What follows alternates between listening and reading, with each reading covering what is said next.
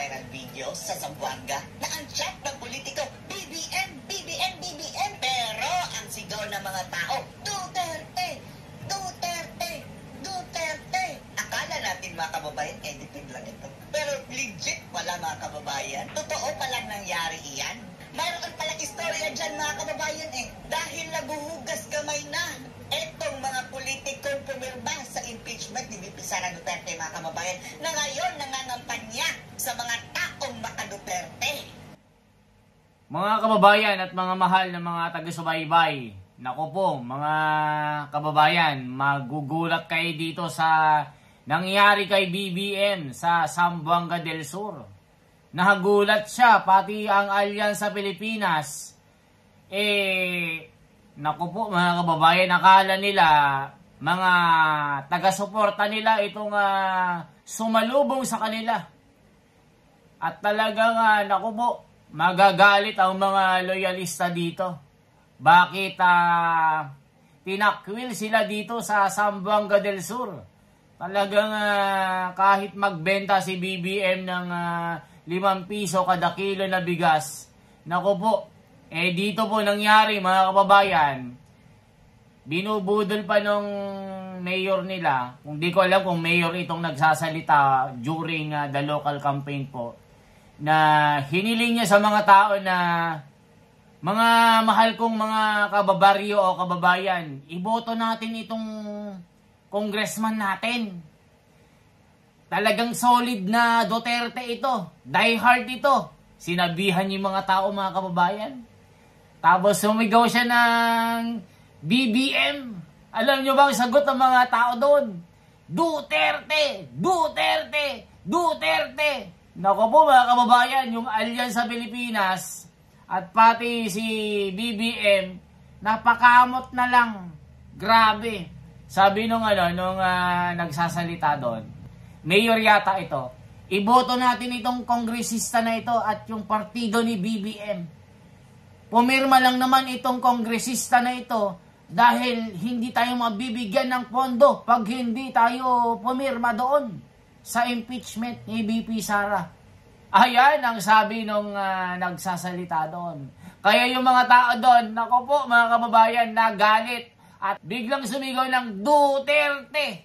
Duterte!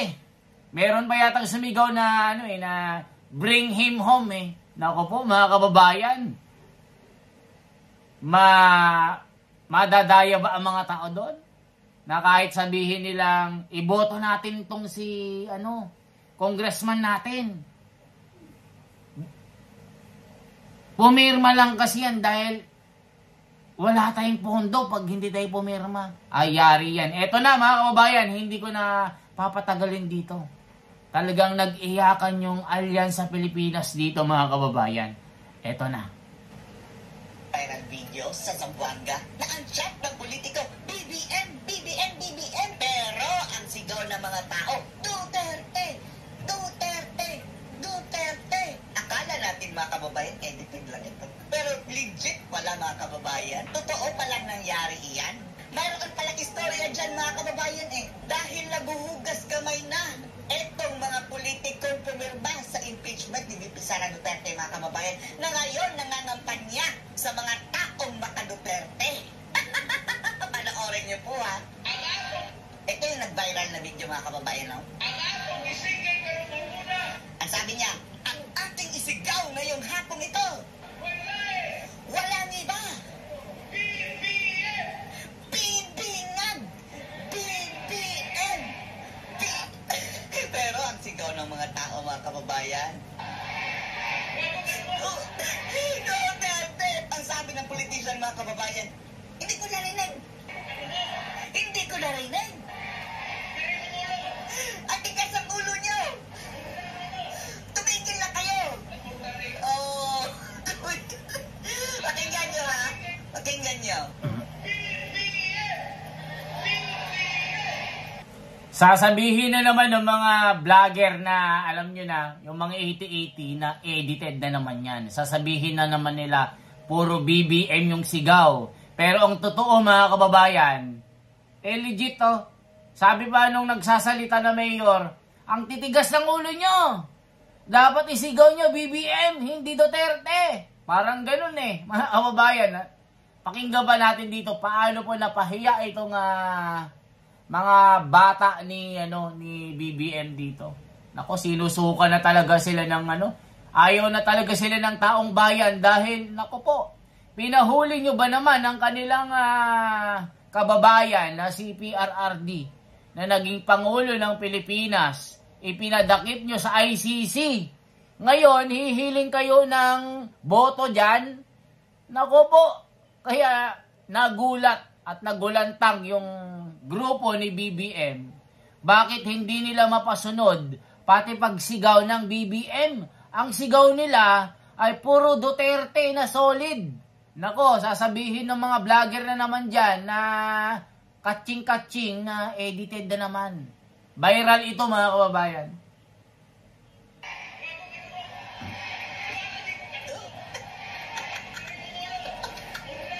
Tigas lang ang ulo. Ulo lang sabi niya mga kababayan. Tigas ang ulo niyo. Tumigil na kayo. Oh, eto pala ang istorya niyan mga kababayan.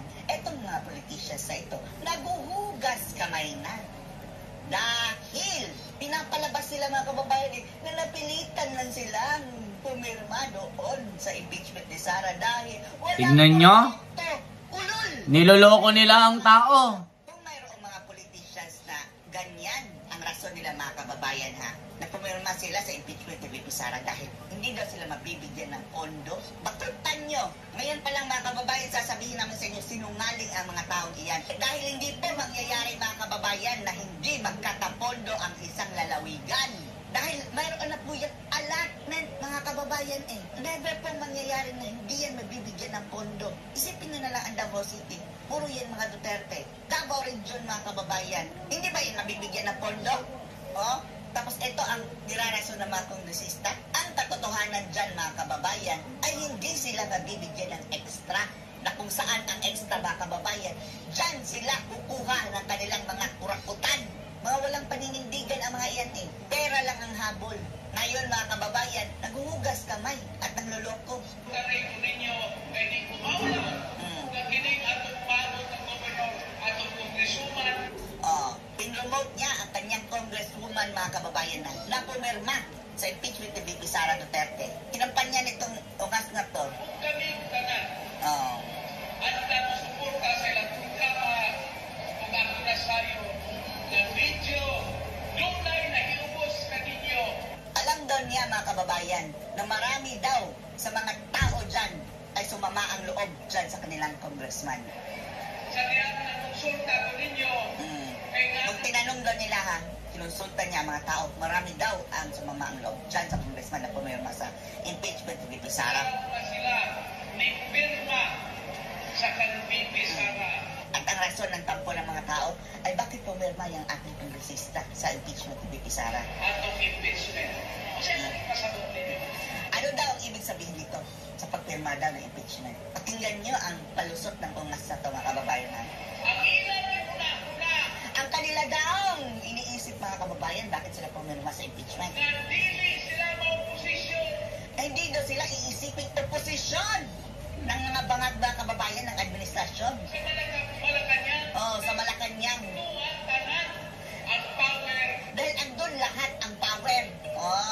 No, although mga kababayan makapangyarihan ang Malacanang, pero kapag ikaw ay halal ng bayan, lalong-lalo nandyan sa iyong lalawigan, hindi ka totally hawak sa liig mga kababayan. You have somehow, mayroon ka pa rin sarili utak, prinsipyo para hindi maging sunod-sunuran kung ano ang sa tingin mong tama.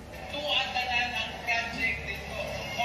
Dahil daw, ito mga kababayan, sabi niya, pumirma na lang daw sila mga kababayan dahil andun daw lahat ng project. Wow, andun lahat ng project. Opposition ng atong gobernador kongresman. Papayag ba daw tayo na ang magiging oposisyon ay itong ating congressman? O bakit hindi? Project lang daw ang kanilang iniisip mga kababayan sa pagterma kay VP Sara? Project nga ba? O yung cut dyan sa project? Hindi na ka magtagaan din yung project. Yan mga kababayan, isa yang malaking kalokohan. Hindi kayo mabibigyan ng project. Imposible yan mga kababayan dahil mayroon pong allotment ang every lalawigan mga kababayan minimum. Hindi ka mazi-zero budget. Hindi ka nila pwede i-zero budget mga kababayan. Promise. Then anong ipapasahod mo sa mga manggagawa? At i-stack na ang gobyerno dyan sa lalawigan mo? Hindi. Ulol na mga ito mga kababayan. Sinungaling yung mga yan. Pinapalusot lang nila yan mga kababayan dahil ang talagang habol nila yung mga extras na kung saan dyan sila nakikinabang mga kababayan. Pareho na na. Kung mga position po nila ni Governor Congressman, magtagaan at kanila. Wow! Grabe yung pangbobola nila, no? Ng mga kababayan, no? Grabe ang pangbobola nila sa mga tao. Tignan nyo. Kaya lang daw sila pumirma sa impeachment ni BP Sara dahil mawawalan daw sila ng pondo para sa mga project. Para daw hindi sila pag-isipan na kontra sila sa impeachment, mga kababayan. Tignan nyo. Napahiya sila sa mga tao doon. Talagang solid Duterte yung mga tao doon sa Zamboanga del Sur. Tignan nyo mga kababayan. Gaya nga ng sabi ko sa inyo Gaya nga ng sabi ko sa inyo, kahit magbenta pa ng 5 piso kada kilo na bigas, matutuwa yung tao, pero yung puso ng tao, nasa Duterte. Tignan nyo, pinahuli nyo kasi sa Banyaga, winalanghiya nyo ang dating Pangulo. Ngayon, itong mga kongresista na ito, nanghihingi ng tulong na iboto pa rin daw sila. Dahil solid Duterte naman daw talaga sila. Yun nga lang, parang naipit daw sila dahil hindi sila mabibigyan ng pera para sa mga project daw. Matindi ang pangbubudol ng mga ito. Kaya kayo mga kababayan, anong masasabi nyo dito sa mga taong ito? Tignan nyo, di ba? Kayo ba naman mga kababayan, dating Pangulo, na nagsilbi ng maayos, ginawa ang mga trabaho, masugpo ang mga kriminal, gawing tahimik at mapayapa ang ating mga iskinita, pinahuli nyo sa Banyaga, anong nangyari? Nagkagulong Pilipinas, yung mga Pilipino nasaktan. Tignan nyo, kahit saang sulok mga kababayan. Kaya sabi ko nga sa inyo yung prediction ko at pangitain ko pag may masamang mangyari kay PRRD dyan sa abroad, naku po, talagang ang mga Pilipino, mga kababayan, malaking sugat yan na hindi nila makakalimutan kahit magpakailanman yan. Kung baga sa teleserye, magpakailanman, hindi yan mabubura. Naku po, matinding sakit yan na mararamdaman ng mga Pilipino. Kaya mga kababayan, anong masasabi nyo dito sa ginawa ng mga tao kay BBM na sinalubong siya ng sigaw ng Duterte? Hindi na mapagtakman ng mayor doon Tapos nangihingi pa ng boto. Boto natin itong congressman natin. Magaling ito, magaling, parang gano'n. Pumirma lang yan dahil hindi magbigyan ng budget yan. Wala tayong project dito sa ating lalawigan. Anong nangyari? Pinahiya sila ng taong bayan, Nek-nek mo, parang gano'n. Nek-nek mo. Wag nyo kaming budulin. Wag nyo kaming budulin. Alam na namin yan, yung mga panloloko nyo, parang gano'n. Tingnan nyo. Anong masasabi nyo? Mga mahal ko mga kababayan. Isang like, isang share, isang subscribe, at magkomento kayo sa naganap na ito na local campaign rally na talagang Duterte ang sigaw ng taong bayan doon. Mabuhay po. Once again, ako po si The Wonder sa Philippines. Sana po patuloy nyo akong suportahan at lagi po tayong maghahatid ng mga magagandang balita na talagang yung mga reaction natin ay napapanahon. Talagang ito yung napapanahon na reaction mga kababayan. Hindi po tayo titigil dito hanggat hindi natin may pakalat yung mga totoong balita. Mabuhay po.